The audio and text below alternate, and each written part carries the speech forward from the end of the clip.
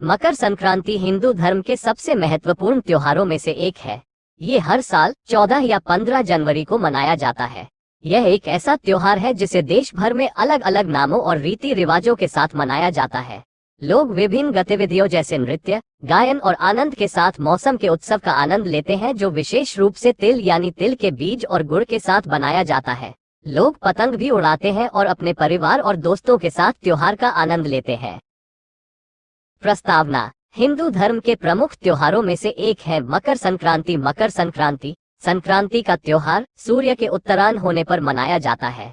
इसकी विशेष बात यह है कि यह अन्य त्योहारों की तरह अलग अलग तारीखों पर नहीं, बल्कि हर साल 14 जनवरी को ही मनाया जाता है, जब सूर्य उत्तरायण होकर मकर रेखा से गुजरता है। यह एक ऐसा त्योहार है जिसे भारत भर में अलग अलग नाम और रीति रिवाजों के साथ भी मनाया जाता है।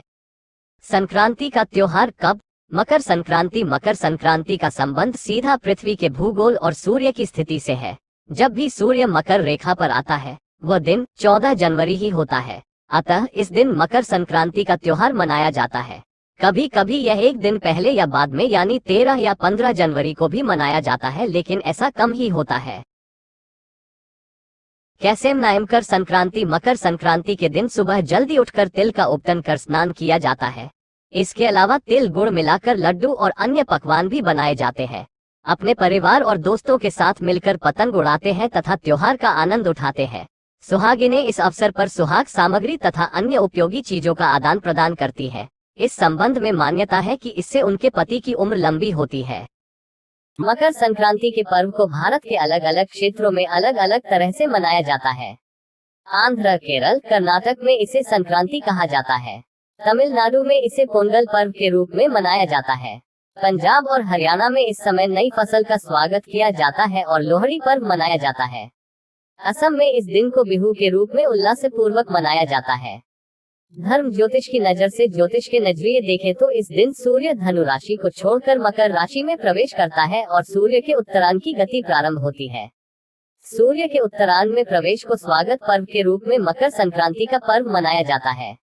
वर्ष भर में 12 राशियों मेष, वृषभ, मकर, कुंभ, धनु इत्यादि में सूर्य के 12 संक्रमण होते हैं और जब सूर्य धनु राशि को छोड़कर मकर राशि में प्रवेश करता है, तब मकर संक्रांति होती है।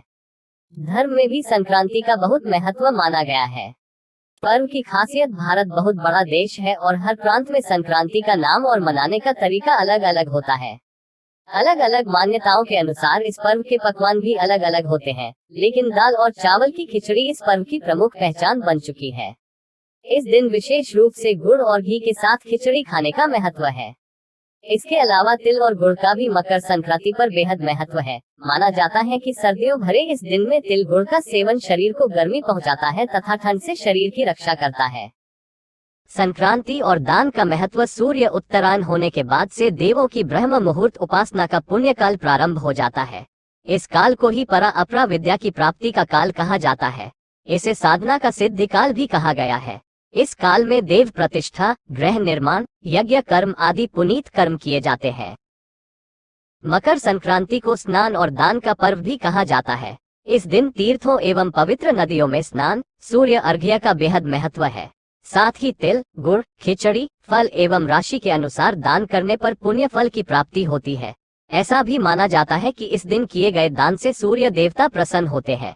इस दिन किया गया दान पुण्य जीवन भर साथ चलता है तथा कई संकटों से हमारी रक्षा भी करता है।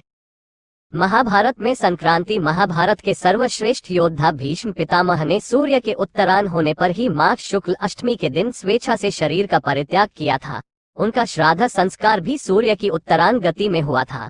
फलतः आज तक पितरों की प्रसन्नता के लिए तिल अर्घ्य एवं जल तर्पण की प्रथा मकर संक्रांति के अवसर पर प्रचलित है। उपसंहार: इन सभी मान्यताओं के बाद भी मकर संक्रांति को लेकर एक उत्साह और भी जुड़ा है। इस दिन पतंग उड़ाने का भी विशेष महत्व होता है। इस दिन कई स्थानों पर पतंगबाजी के बड़े बड़े आयोजन भी किए जाते हैं। लोग बेहद आनंद और उल्लास के साथ पतंगबाजी करते हैं।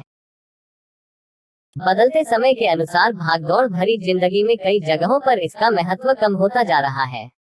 पतंगबाजी के समय मांझे की डोर से आकाश में उड़ रहे पक्षियों की असामयिक मृत्यु हो जाती है। अतः यह ध्यान देने योग्य बात है कि घर की छतों पर पतंग काइट उड़ाते समय हमें खुद का और पक्षियों का भी पूरा ध्यान रखना चाहिए, ताकि हमारे कारण किसी पक्षी के प्राण न जाने पाए।